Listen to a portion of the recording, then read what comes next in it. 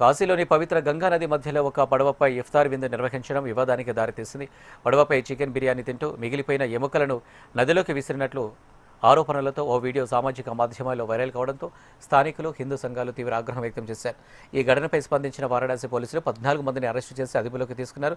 సోమవారం సాయంత్రం కొంతమంది యువకులు హస్సీఘాట్ నుండి నమోఘాట్ వరకు ప్రయాణించేలా ఒక పెద్ద పడవను బుక్ చేసుకున్నారు.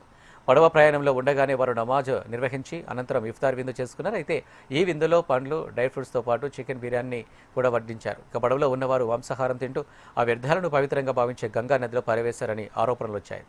ఇందుకు సంబంధించిన వీడియో వైరల్ కావడంతో బీజేపీ యువమోర్చా నగర అధ్యక్షుడు రజత్ జైస్వాల్ కొత్వాలీ పోలీస్ స్టేషన్లో ఫిర్యాదు చేశారు. కోట్లాది మంది ఆరాధ్య దైవంగా భావించే గంగా నదిలో మాంసాహారం భుజించడం, వ్యర్థాలను నదిలో వేయడం ద్వారా తమ మతపరమైన మనోభావాలను దెబ్బతీశారని ఆయన తన ఫిర్యాదులో పేర్కొన్నారు.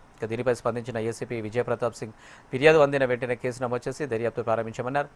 శాంతి భద్రతలకు విఘాతం కలగకుండా నది పవిత్రతను కాపాడేందుకు నిందితులను గుర్తించి 8 గంటల్లోనే 14 మందిని అదుపులోకి తీసుకున్నామని చెప్పారు.